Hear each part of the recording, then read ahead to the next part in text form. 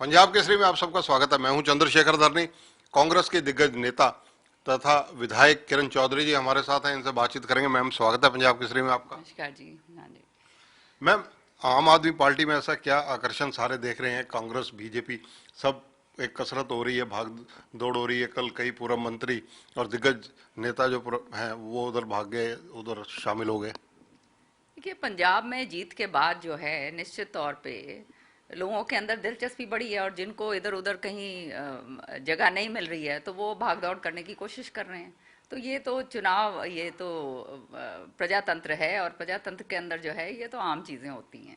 Ma'am, आखिर पंजाब में ऐसा क्या हुआ कि चन्नी जी को जो एक्सपेरिमेंट कर कर लाया गया था, अमरिंदर सिंह जी को हटाया गया, तो इन परिस्थितियों को कांग्रेस बिल्कुल ग्राफ डाउन कर हो गया वहां पर उनका।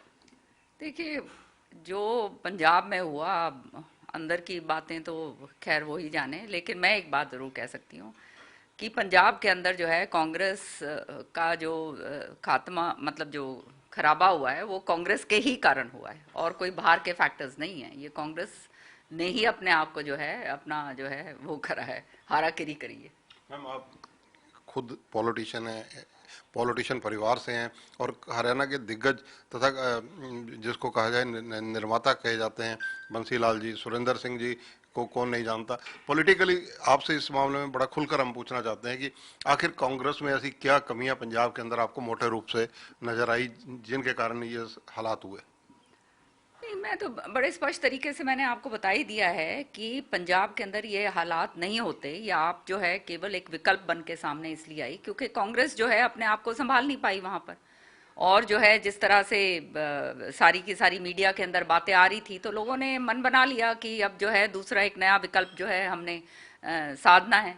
वही काम हुआ, और ये जो है ये अपने आप को एक बहुत ही ईमानदार के रूप में इन्होंने पेश करा, तो वो जो है लोगों के जो है मन के अंदर भा गया। तो सच्चाई ये है कि कांग्रेस एक पूरी की मतलब नेशनल पार्टी है, लेकिन पंजाब के अंदर जो है उसका वो कहते हैं ना, सेल्फ गोल उन्होंने करा, वो खुद ही अपने आप को जो है उन्होंने डिफीट करा है, और कोई इसके लिए रिस्पॉन्सिबल मैं समझती हूँ नहीं है। कहीं कैप्टन अमरिंदर को हटाना तो नहीं महंगा पड़ा?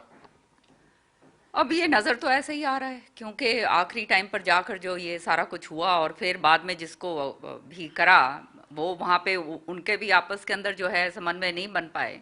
तो ये लोगों को समझ आ गई कि ये तो सारा तू तू मैं वाला सिलसिला हो रहा है, और लोगों ने उस चीज़ को रिजेक्ट करा। मैम, राहुल गांधी के बाद प्रियंका गांधी की लीडरशिप, यूपी हो या कोई स्टेट हो, मतलब क्यों जनता स्वीकार नहीं कर पा रही? ये परिवार जिसने राजनीति में बहुत लंबा एक कुर्बानियां भी दी हैं, सेवा भी की है। सोनिया गांधी जो हैं बहुत ही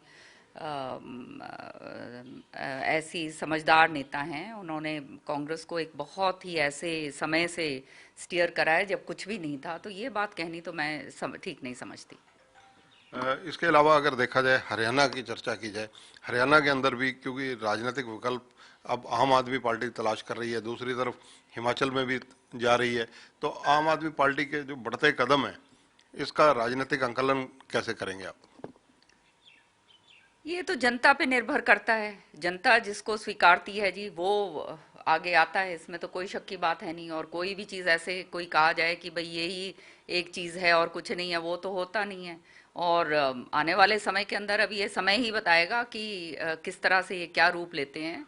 लेकिन ये बात ज़रूर है कि अब जो है कांग्रेस को भी अपना जो है सही तरीके से काम करना चाहिए। कांग्रेस को सही तरीके से काम करना चाहिए आप कह रही हैं, लेकिन कांग्रेस का संगठन पिछले 7.5-8 साल से कहीं नजर नहीं आ रहा। धरातल पर कांग्रेस का संगठन नहीं है। हरियाणा की बात करूंगा।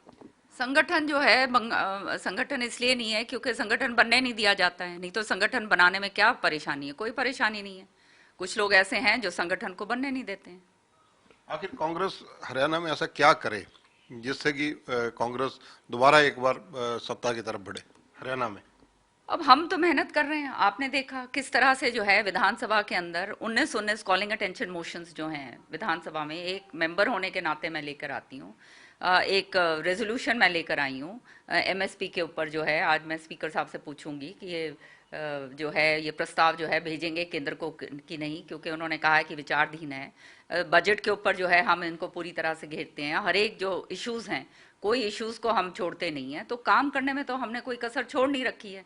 अब जो है बाकी जो चीजें हैं वो त्रुटियां उनको जरूर संभालना पड़ेगा, नहीं तो उसका खामियाजा भुगतेंगे।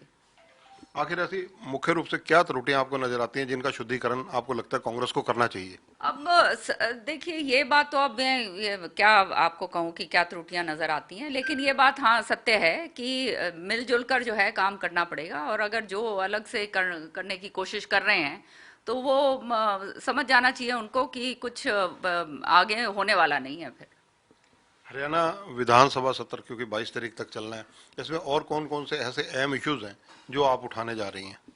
अभी तक जो है ये माइनिंग स्कैम जो है इसके ऊपर कॉलिंग अटेंशन मैं ही लेकर आई थी। अब आज जो है ये रजिस्ट्री स्कैम के ऊपर है, और बहुत सारे कॉलिंग अटेंशन मोशंस जो हैं, 19 कॉलिंग अटेंशन मोशंस के नोटिसेस मैंने दिए थे, जिनको जो है लगने नहीं दिया। कल आपने देखा कि किस तरह से विधानसभा के अंदर मैं ओपनिंग स्पीकर थी बजट के अंदर, और बजट के ऊपर बोल रही थी, क्योंकि जो सत्ता पक्ष की तरफ से जो बोलते हैं वो तो पूरा रामायण का पाठ हमारे को पढ़ा रहे थे कि जैसे हम लोग तो भगवान का नाम ही नहीं लेते, हम भी जो है राम के अनुयायी हैं, उनके मतलब भक्त हैं।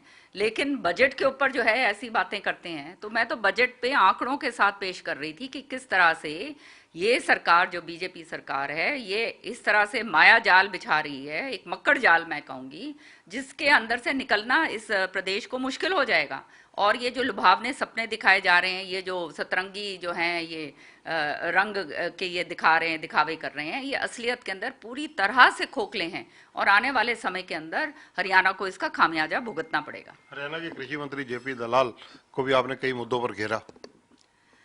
अब कल आप देखिए सारे अखबारों के अंदर आया, मैं इनके ये मंत्री के इलाका जो है लोहारू, वहाँ खुद मैं गई। जब ओलावृष्टि हुई लोगों ने मुझे बताया कि इतनी ज़बरदस्त तरीके से जो है ये बीमा कंपनियां जो हैं वो इनका शोषण कर रही हैं, कि क्लेम जो है ये पूरा बीमा के टाइम तो जो है प्रीमियम पूरा भरवाया जाता है, क्लेम के समय जो है उसका 20% भी नहीं आता। इन्हीं के लोगों ने बताया, इन्हीं के हल्के के लोगों ने, और वो मेरे पास सारे वीडियोस हैं।